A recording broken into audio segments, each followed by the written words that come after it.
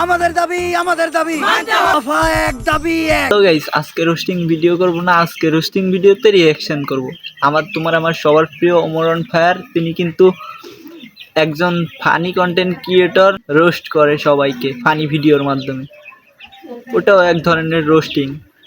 তো আমরা আজকে ওমর ভাইয়ের রোস্টিং ভিডিওতে রিঅ্যাকশন দেব। চলুন শুরু করা যাক ভিডিওটা।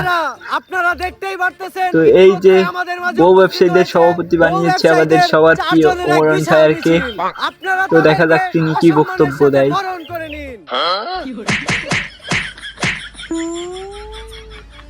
ভাইরা, এখন আপনাদের মাঝে বক্তব্য রাখবে বউ ব্যবসায়ী কমিটির সভাপতি লিঙ্ক সম্রাট।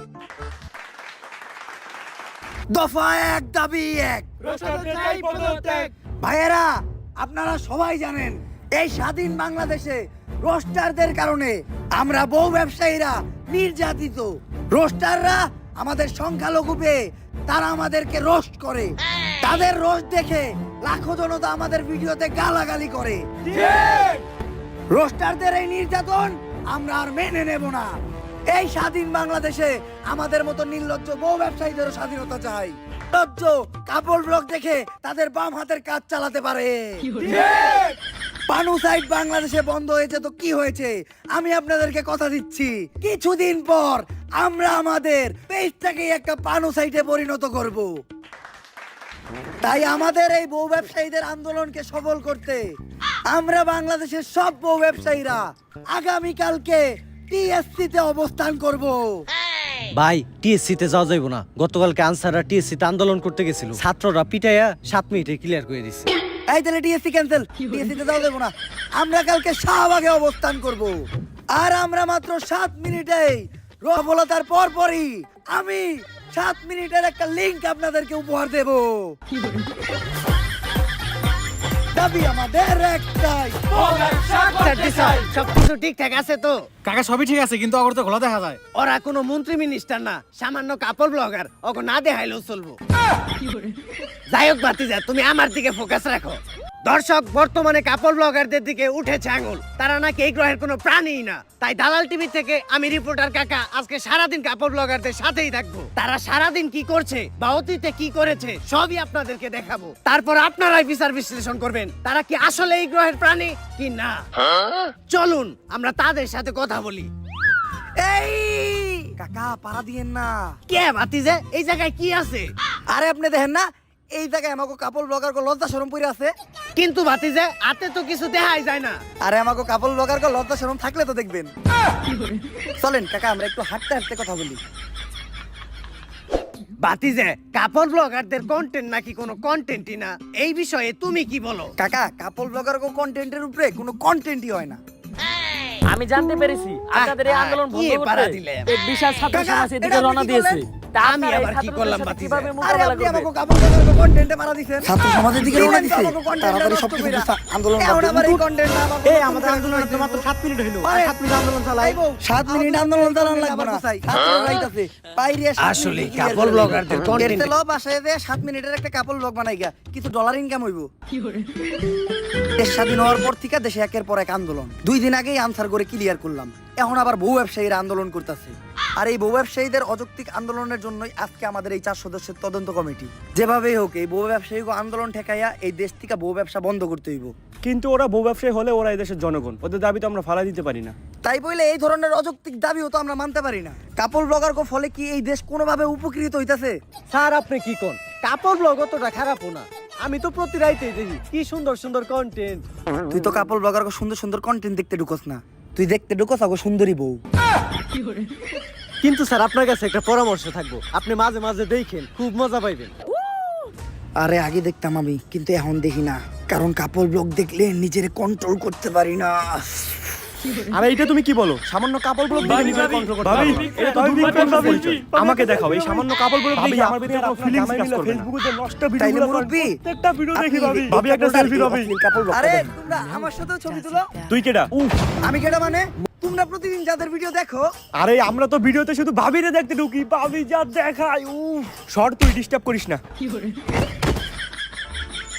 ঠিকই কইছিলে ভাতিজা, তোমাগো ভিডিওতে কেউ তোমাগো বউ দেখার লিগা ঢুকে না। কইতে গেলে একটু ফ্ল্যাশব্যাকে যাইতে হইব।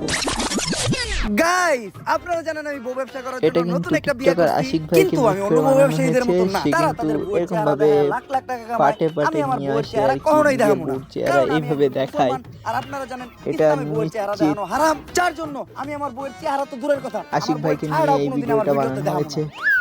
আর গাইজ, আমি আমার গত ব্লগে বলছিলাম আমার বউয়ের চেহারা তো দূরের কথা, আমার বউয়ের ছায়াটাও কাউরে দেখাবো না, কিন্তু ওই ভিডিওতে ভিউ হয় নাই, শুধু আমার বউ ছিল না দেখা। যার জন্য এই ভিডিওতে আমি আমার বউরে নিয়ে আসছি। আর আমার বউরে দেখতেই পারতেছেন, পর্দা কইরা আছে। ও খুবই দিনদার মানুষ, টিকটক করে, তাও পর্দা কইরা। যার জন্য আপনারা কেউ আবার ওর চেহারা দেখতে চান না। আপনারা যতই চান আমি ওর চেহারা কাউরে দেখাবো না। আসলে গাইস, আপনারা আমার গত ব্লগে বারবার কমেন্ট করতেছেন ভাবির চেহারা দেখতে চাই, ভাবির চেহারা দেখতে চাই। আপনারা একটা জিনিস চাইছেন, আমি কি ওটা না দিয়া থাকতে পারি? এতদিন আপনারা দেখছেন মোবাইল আনবক্সিং, গ্যাজেট আনবক্সিং, এই প্রথম আমি আপনাদেরকে দেখাবো বউ আনবক্সিং। 3, 2, 1, টাডা! গাইস, এটাই হলো আপনাদের ভাবি। আসলে চেহারাটা দেখাইতে হইলো, চেহারা না দেখাইলে ভিডিওর ভিউ হইতেছিল না। কিন্তু আপনারা আবার ওরে বোরকা ছাড়া দেখতে চান না, এটা আমি কখনোই করবো না। আর গাইস, ফাইনালি আমি আপনাদের ভাবিরে বোরকা ছাড়া শুধু গেঞ্জি পরায় আপনাদের সামনে নিয়েই আসলাম। আসলে বোরকা পরায় ভিডিও ছাড়লে ভিডিওতে ভিউ হইতেছিল না, আর বোরকাটা তেমন কোনো বিষয়ই না, মনের পর্দাটাই আসল পর্দা। আর আমরা তো মোটামুটি সবই দেখে লাইছি, এখন আবার আপনারা আমাদের লিঙ্ক দেখতে চান না। আমি জানি গাইস, আমাকে আন্দোলনের মাঝখান থেকে আমাকে এইভাবে উঠে আনা হইলো কে? তগরে এখন তগর হয়ে পাঠানো হইব। এ বসাও করে এনে, তোমার বসতে হবে না। মাল দুটার দেখছো, এই যে মালু আর চালু এমন বাইরেন বাইরেবো, ডাকবিও করে খালু। এই জায়গায় আমার দোষটা কি? আমি তো খালি বউ বেচতেই খাইছি, আমার বউ দিয়ে আমি ব্যবসা করবো, তোকে সমস্যা কি? এর জন্যই তো তোরে তোর বউ সহ তোকে লজ্জা ছাড়া করে পাঠাই দিতেছি।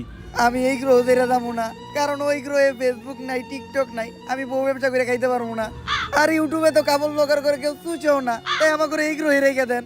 জানে ভাবে কাজ হইব না, তুমি একটা ইমোশনাল র‍্যাপ কও। ঠিক আছে, আমরা কাপল ব্লগার, আমগো নাই কোনো লজ্জা শরম, বউ দেখাইয়া আমরা ডলার কামাই গরম গরম। পোলা পান ভিডিওতে কমেন্ট করে অনেক চরম চরম, দেয় খালি গালি লেহে ওরে হালা আর হালি, কি ভিডিও বানাস দেখলে মুখ দিয়ে বাইরে গালি। ওই আমি কাপল ব্লগার, আমার নাই কোনো পাট বা ভাব। তোর র্যাপের মায়ের রে বাপ, ওই যে তোকে এলিয়েন অ্যাপ বাইরে পড়ছে।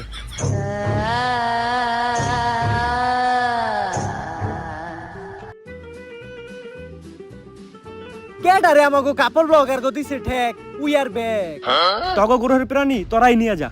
অগরে নেওয়ার লিগে তম তো গ্রহ পাঠাই নাই, অগরে পাঠাইছি তো গ্রহ ধ্বংস করার লিগে। তগ গ্রহের মানুষের মেলা লজ্জা শরম, আমি এইটাই চাইছিলাম তগ লজ্জা শরম জানে একবার দূর হয়ে জায়গা। আর এই কামটা শুধুমাত্র কাপড় ব্লগার গো দ্বারাই সম্ভব, কারণ নীলজ্জের চরম সীমায় শুধুমাত্র কাপড় ব্লগাররাই যাইতে পারে। তাই আমি আমার গ্রহ থেকে তো গ্রহে কয়েকটা নীলজ্জ প্রাণী পাঠিয়ে দিছি, যারা তো গ্রহে যায় কাপড় ব্লগ করে খাইতেছে। আর আমি তো অগরে নিমু না, কারণ আমি চাই অগরে দেখে তগ জাতি পুরো ধ্বংস হয়ে যায়। নিবি না তো খারো, আমগো গ্রহ থেকে একটা টিকটকার তোকে গ্রহে পাঠাইতেছি, একাই তোকে পুরো জাতি ধ্বংস করে লইব। এই না, তাই দরকার নাই, আমাকে প্রাণী আমাকে ফেরত দে, আমরা নিয়ে যাইতেছি। তাও তো গ্রহ থেকে কোনো প্রতিবন্ধী দিস না। যা তোরা।